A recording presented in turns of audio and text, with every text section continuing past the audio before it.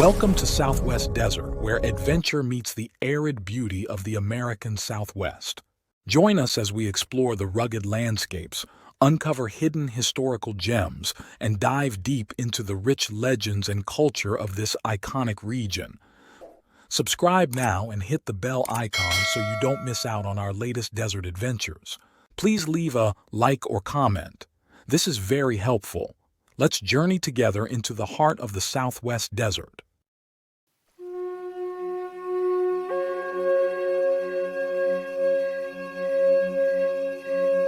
Imagine millions in gold and silver coins glimmering in a crystal-clear Texas spring, a fortune untouched for over 2 centuries, protected by seemingly bottomless depths.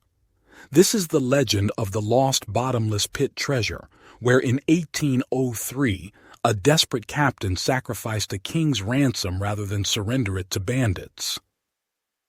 Welcome to Southwest Desert, where today we explore one of the most compelling lost treasure stories in American history. Northeast of the Rio Grande in Dimmit County lies the Grand Rock Waterhole, hidden among rugged hills northwest of Carrizo Springs.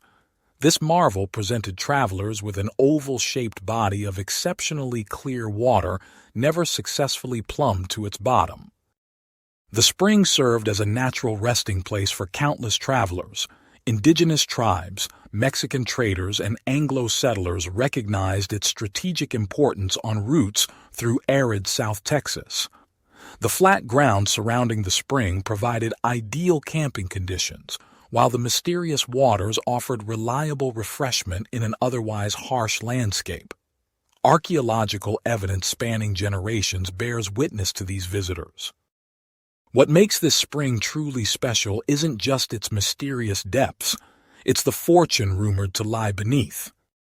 According to legend, resting at the bottom are 30 mule-loads of treasure, gold coins, silver pieces, and bullion worth several million in early 19th century terms. Today, the value would be astronomical. This was a carefully planned capital transfer from Mexico City to San Antonio in 1803, when Texas remained Mexican territory. San Antonio was emerging as a commercial hub, with growing wealth among Spanish and Mexican elites creating demand for banking and business development.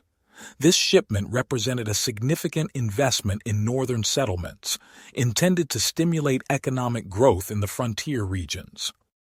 In early summer 1803, a special mission departed Mexico City with 30 mules carrying precious cargo. The Mexican government assigned 50 well-armed soldiers as escort, equipped with period muskets and sabers. Multiple civilian drivers skilled in handling pack animals joined the expedition, along with guides familiar with the challenging northern territories.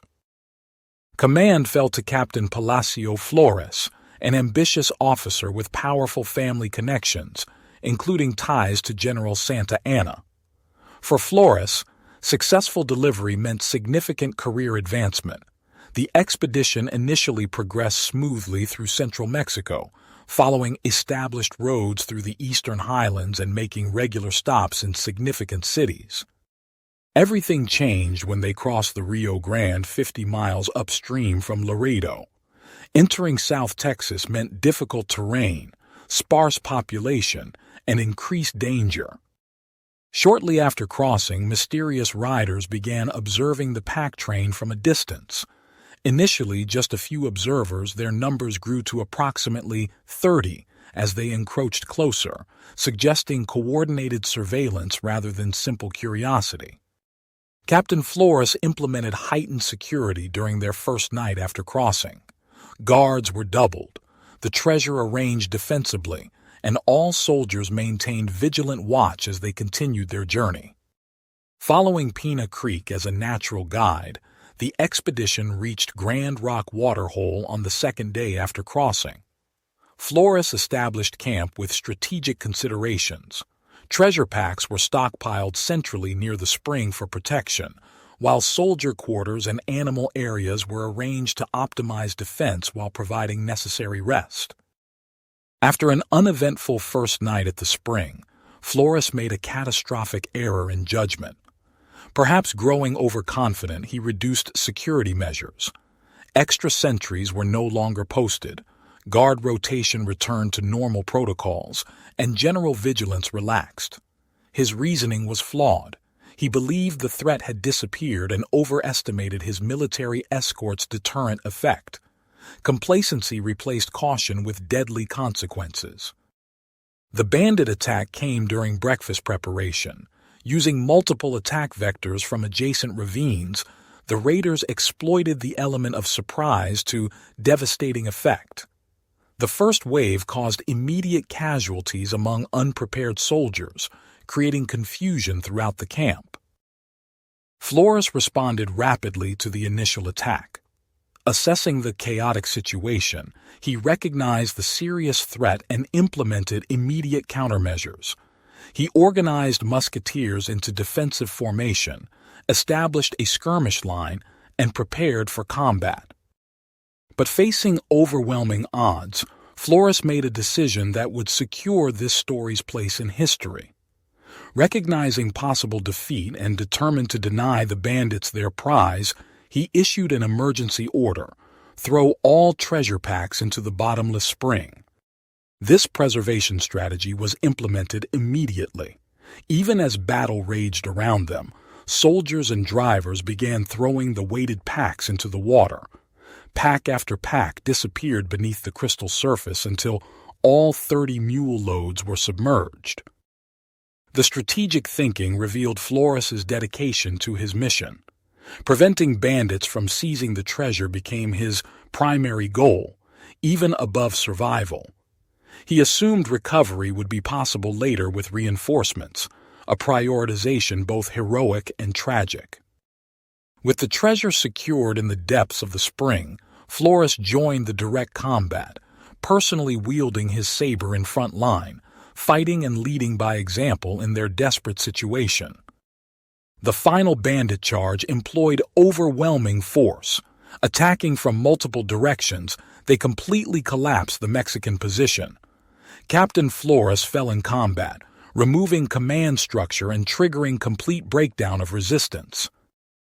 Panic ensued as survivors fled in all directions. The victorious bandits methodically hunted escapees, resulting in high casualties. In the captured camp, bandits celebrated their success. But the true prize, the fortune in gold and silver, remained hidden beneath the spring waters, its secret kept by the dead. All the dead except one. Alejandro Lajero, an elderly driver with previous wilderness experience, demonstrated remarkable quick thinking during the crisis. Finding concealment in nearby trees, he remained motionless throughout the massacre and subsequent bandit celebration. Patiently waiting until nightfall, he began his escape under cover of darkness. What followed was an arduous journey to San Antonio. Traveling on foot through hostile territory, Lajero endured hunger, thirst, and exhaustion, driven by the importance of his eyewitness testimony. Upon reaching San Antonio nearly starved, authorities assessed the credibility of his account, attempted verification, and documented his testimony for official records. His detailed report included a description of the attack, information about the treasure's disposition in the spring, and crucial location details that would later prove valuable. Military authorities, civilian officials, and financial stakeholders deliberated regarding recovery. Several factors weighed against immediate action: fear of continued bandit strength, limited military resources available, and uncertain prospects given the mysterious bottomless spring. The decision emerged for a delayed response, a temporary postponement with intention to reassess later. This lack of firm commitment would prove fatal to retrieval chances. Over time, urgency diminished as competing priorities emerged. Changes in personnel and leadership led to fading institutional memory. The historical event gradually transitioned into local legend, transmitted orally with inevitable embellishment, before being incorporated into regional folklore. Nearly 90 years later, a San Antonio newspaper reporter made a remarkable discovery through archival research. Uncovering documents that provided verification of the original event, the journalist established connections to the 1803 tragedy. Research traced the treasure's rightful ownership, examining banking entities involved and clarifying government interests in the original shipment. Genealogical investigation tracked descendants of original stakeholders and verified legitimate heirs. This culminated in a stakeholder coalition with legal rights to recovery. Their expedition included descendants with legal claims and support personnel equipped with the best technology available at the time. Navigation posed significant challenges, with the landscape changed considerably after 90 years. Eventually, they confirmed the correct location by matching geographical features to descriptions. The discovery of human remains, likely bones from the 1803 massacre, provided confirmation. Multiple attempts to reach the bottom followed. Probing with poles proved unsuccessful. Swimming exploration reached impressive depths, but failed to locate the treasure. In a final effort, they engineered a weighted line system, assembling hundreds of feet of rope for measurement. The careful lowering process yielded astonishing results. The line continued descending without reaching bottom despite its extensive length. The treasure remained safe in its watery vault, protected by the mysterious depths of the Grand Rock waterhole. Today, conflicting accounts surround the spring's condition. Some claim natural changes have caused it to dry up completely. Environmental theories propose flooding events causing silting, creek changes affecting the waterhole, or possible human intervention altering the watercourse. Some treasure hunters believe modern technology will eventually reveal what lies at the bottom. Others suggest the spring might connect to subterranean river systems, potentially dispersing the treasure through hidden waterways. Join my Patreon community and discover my art print products on my website in the links provided in my description and link above. Also, if you would like a particular image from my videos, give the timestamp for image, and I will upload it to my website and Patreon. Thank you for joining your desert frontiersman Alan for another Southwest Gold story. Check out my large catalog of Southwest videos and playlists on historical tales, legends, lost gold stories, and adult bedtime stories. If you like a certain image from my videos, tell me in comments and give timestamp. Happy trails!